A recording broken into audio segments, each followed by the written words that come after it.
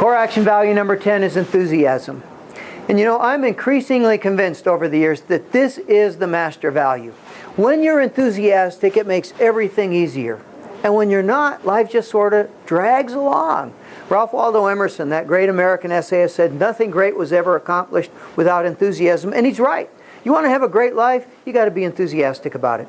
You want to have a great career, it's not how much you make, it's not what you do, nearly as much as it is how enthusiastically you pursue it.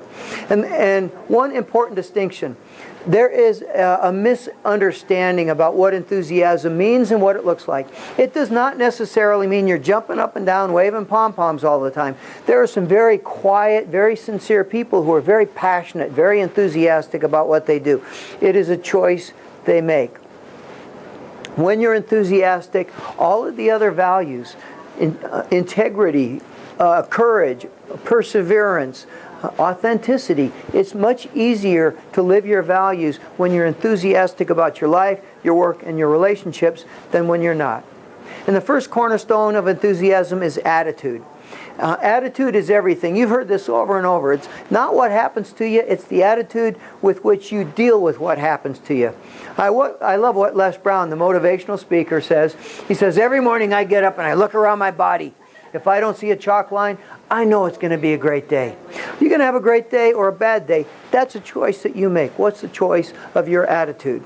And it's a choice you don't just make once, is it? You make it multiple times through the day.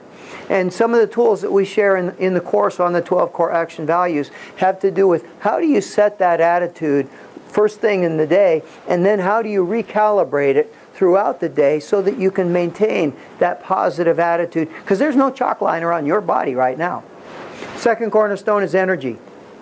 When you have a lot of energy, it's easier to be enthusiastic, and when you don't, life just sort of drags. It's hard to be enthusiastic if you don't have enough energy.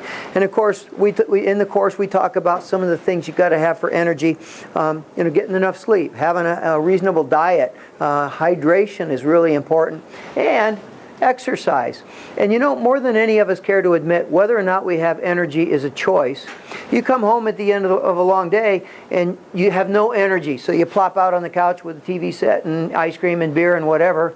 Or if you can make yourself go into the other room, and sometimes when I get home, even before I take my suit off, I'll just do a little bit of time on the exercise machine, whatever it is. And tell me, you come home, you're totally exhausted, you make yourself, as tired as you are, ride the exercise bike or do the stair stepper for 10 minutes. Do you have more or less energy when you get off? And you probably have more. And that's the paradox of energy. It is the ultimately renewable resource at a physical level.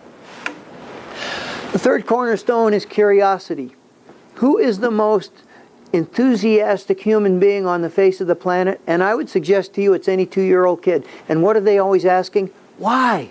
And they really want to know why things work. And one way to spark your enthusiasm is to just discipline yourself to asking that question. Why? How? What? Where? When? And with tools like Google and Wikipedia, there's no question you can ask that you can't find the answer to. And instead of saying, why me, poor me, start asking, why is the sky blue? And then figure it out. You'll be a more enthusiastic, happier person.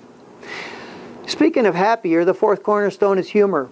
And humor is essential to enthusiasm. And the most important humor is being able to laugh at yourself. And you know, it turns out that humor it's not a gene, it's a muscle. It's something you can cultivate. In fact, there's a medical doctor in India who started a movement. It's a movement called the Laugh Club. And all around the world now, people are getting together in a room and somebody starts laughing. There's no joke, there's no cartoon, there's no punchline. Someone just starts laughing. And then within minutes, people are rolling on the floor, laughing, tears rolling down their cheeks. They get up. Do you think they have a better day than they would have had if they'd gotten in the room and been sitting around drinking coffee, gossiping and complaining? Absolutely. And humor is a skill. It's something that you can develop. Now we're going to move on with our next core values and talk about service. We're going to talk about leadership. If you're enthusiastic, though, it's going to make everything else a whole lot easier. You're going to be a better person, a better worker, a better parent if you're a better parent. You're going to have a whole lot more fun. It's a win for everybody, especially you.